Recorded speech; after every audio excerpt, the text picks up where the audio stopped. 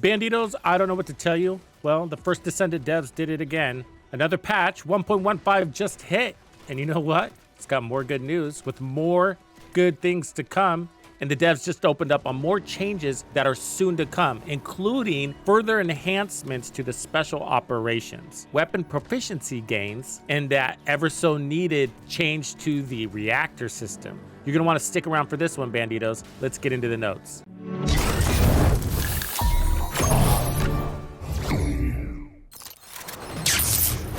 Tux makes it exciting! All right, so this patch went live over the night on Thursday, and it's for all platforms, patch 1.15. Some really good nuggets in here. Let's get right into it. So content improvements, and then there's some bug fixes too. So infiltration operations, so that's the 400% hard mode we're talking about. They improved an intermittent screen lag that occurs while playing infiltration ops at the 400% level. It's a little bit more than that when there's a bunch of Frenas on your team, right? It like destroys your FPS. It's nuts. So fixed an issue where the champion monster attribute and reward information were not updated upon selecting the 400% score multiplier in the infiltration operation, hard entry UI. I'm not sure if anybody even noticed that because we were all too excited to get in there and slaughter millions of enemies, but there we go, it's fixed. Fix an issue where the right HUD information would display a fixed max score of 50,000 while playing operations at hard mode. ETA-0, so they added a select all option that allows you to select all blueprints that you own more than one of when selling blueprints to ETA-0. So a little quality of life there. Energy activated blueprints and catalyst blueprints can no longer be sold to ETA-0. I mean, if you got so many you have to sell them to this guy, I don't know what to tell you. But, you know, donate them to me. Anyways, this is in response to people accidentally selecting just a bunch of stuff to sell, and they accidentally sold these very valuable blueprints. ETA-0 now continues to display the name of items that have been sold out. Invasions, let's talk about these. So fix an issue where the mission marker would display at the previous location on restart after dying in the final battle area of Echo Swamp, the chapel where the invasion is taking place. And then they fix an issue where you could only join allies near the entrance of the final commander monster battle areas of Vespers, the Shelter Fortress Quarantine Zone, and Echo Swamp, the chapel where the invasion is taking place. Gotcha. You know, to be honest with you, I was doing invasions daily because the gold was so valuable. Ever since they came out with the 400% infiltrations, that's like all I've been doing. That and Colossus fights. Those are so much fun. It's hard to rip away from them to do these invasions, but they're very valuable with gold. But there's some more good news in here, so let's keep going. So they fixed an issue where the UI did not display normally on the start screen when starting an invasion mission. Here's a big one. So they fixed an issue where the outgoing damage increase per bomb of the creative explosion skill did not reflect correctly when using Esimo's creative explosion skill module. That's great. Let me just give you a little sidebar. I've been working on Esimo for the last maybe 2 weeks and just tweaking, fine-tuning, tweaking, switching it this way, switching it that way, just to see like what is the best way I could put this guy together. And it goes so much more than just power. Of course, he's got to be like a walking nuclear bomb, which is where I have him, but I have him at a really good place. I was actually going to release the video this morning, but I decided to hold off because I want to test this creative explosion change. But so tomorrow morning, expect a new build on Esimo, and I'm going to tell you, he's sick. And he complements running with Freyna. In these 400% infiltrations, when you got Freyna and Esimo together, oh man, many clouds of smoke. That's all I can say. Okay. Back to it. UI, UX. They added a button to the bottom of the game menu UI to check the event banner in game. Ooh, I didn't see that one. So let's see here. Game menu UI. I think that's what they're talking about. Yeah, cool. So you don't have to log out to see those. I think that's what they're talking about. The little things matter. They add up. All right, selecting a paint to dye a head skin or hair now highlights the Descendant's head. So you know which hair you're dyeing, I guess, right? Fix an issue in the Forgotten Comms device and Ancient Transmission Detection Facility missions in the White Knight Gulch area where designating a beacon as a waypoint displayed 2 markers. Then they fixed an issue where additional monsters summoned by a monster's skill during extermination missions displayed the extermination marker. They fixed an issue where some text in the inventory list sorted by Reactor was not displayed correctly. All right, miscellaneous. They added dismantle all tiers option to the exclude from junk filter. They added dismantle all all tiers option to the tier settings in reactors and external components. Selecting dismantle all tiers designates all reactors and external components you own as junk. However, enhanced reactors and external components with set effects need to be designated separately. The cash shop bundles that include Descendant exclusive items now display the text. This product includes an exclusive item. Made some changes to the chat banned word system, and then director's comments. You're going to want to hear this. So a little bit here on the PS5 stuff, but then it gets juicy. So over the next week, the dev team will be conducting a final review process of the PS5 Pro build in order to deliver the Pro enhanced feature as a day one patch in time for the launch of the PS5 Pro. Fun. The final review 1.16. The update is scheduled to go live on Wednesday, October 30th. So in 13 days, we got some big stuff coming. First up is an update on the improvements to Special Ops Resource Defense. Another round of improvements here. I'm excited. So we're changing you're gonna like this. We're changing the waves in Resource Defense to 10 stages, dramatically reducing the playtime so that all waves can be completed in about 15 minutes and can be cleared even quicker as your Descendant grows stronger. Previously, players had to move to monster spawn areas to find them.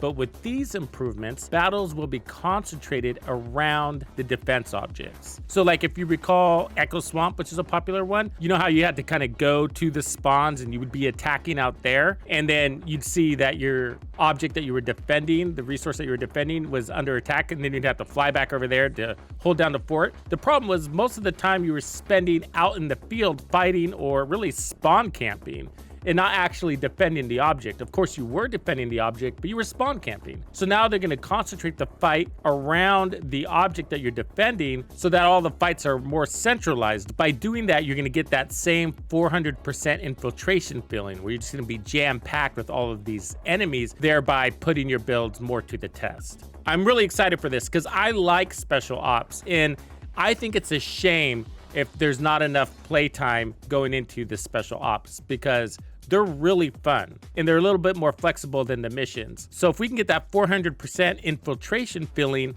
into all of the special ops, then it's going to be a blast. Okay, there's more. We've also increased the number of monster spawns per wave, allowing you to experience intense battles as you defend your resource against Vulgus onslaught. In addition to this, here it is, we will provide weapon proficiency as an additional reward while maintaining the existing reward system. Remember, it's raining shards in there. Like, I got tens of thousands of shards from my special ops, which you need for shaping patterns, by the way. The dev team's goal is to make resource defense the most efficient weapon proficiency farm.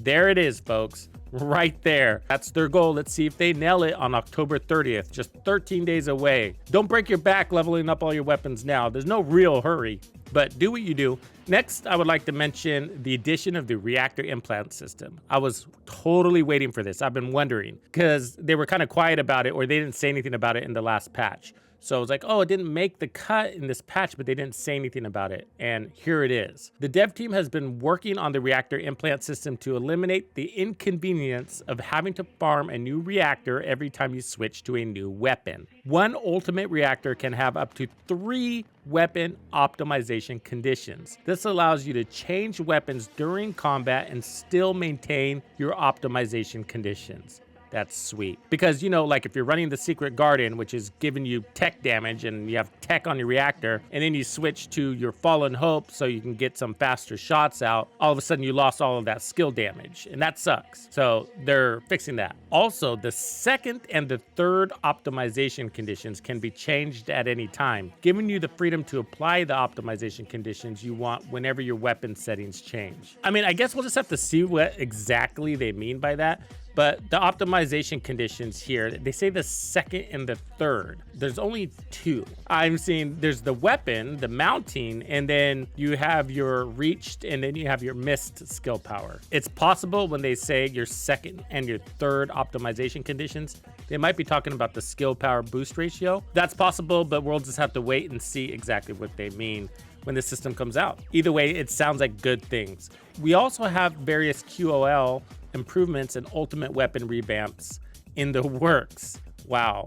ultimate weapon revamps. More of those. Yes, please. And on Thursday, October 24th, so that's next week, we'll be rolling out the primary account setup feature on our official website. So if you play the first Descendant on multiple platforms and have linked your Nexon account, this feature will allow you to set up and change the primary account on the official website and play the game with the set primary account. We'll provide more details in another announcement on Thursday, October 24th. So I think this has to do with things like Frena's shop. There was a lot of confusion there. I put out a video on how to link your account, and some people still had trouble actually doing it. So they're working with that system because they want to make sure that people are participating, and that system is important because this is a cross-platform game. And that means the same player might be playing on the Xbox and also on his PC, maybe when he's on the go or something like that. So there needs to be a system in the sky that keeps track of that one account across multiple platforms. And so this is what they came up with. And so they really need to get this system to work, but they also made it so that it's linked to the seasonal reward system for the same reason. So if player 1 is playing on his Xbox and he's earning rewards, and then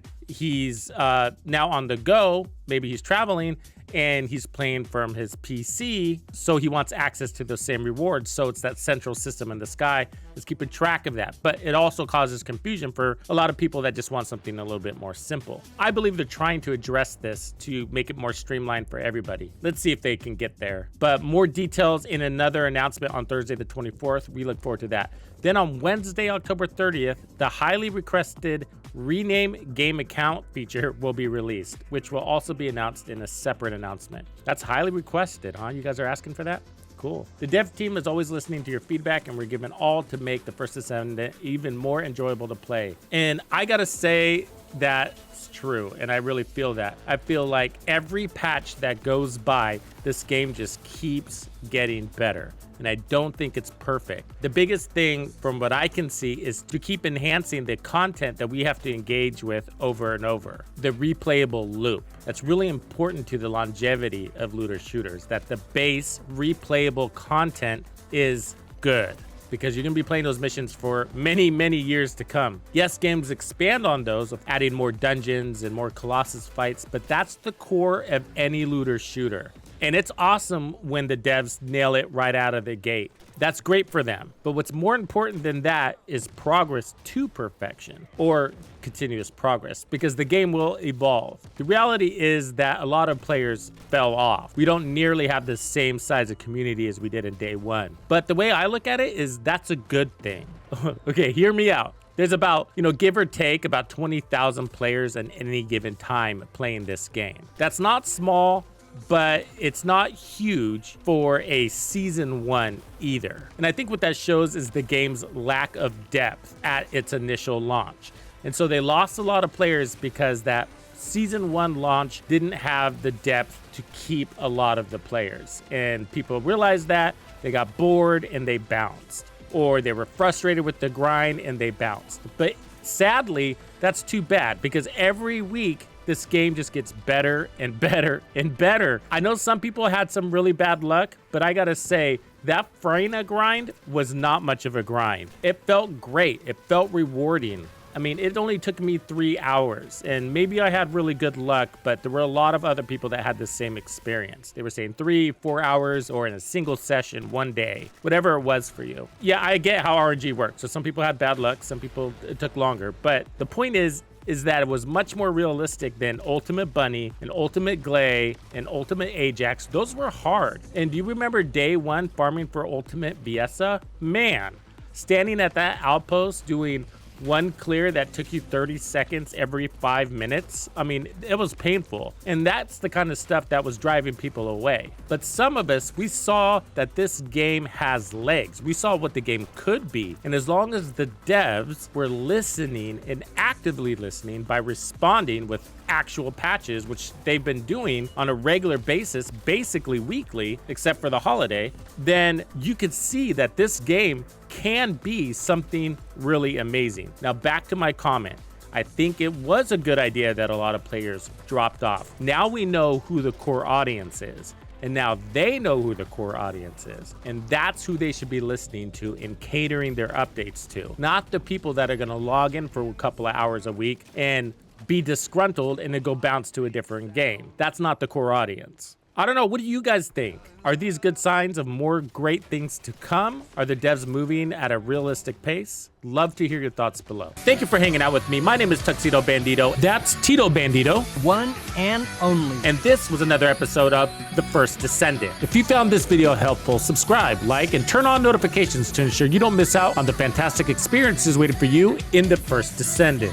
And if you like videos like this, check out the one I have recommended for you right here. If you have anything you want to see covered, be sure to let me know in the comments below. And thank you to all the channel members and donors who make everything possible. Tux Nation wouldn't be without you. When you buy or download anything for The First Descendant, be sure to use Tux's creator code to support the channel. Easy peasy.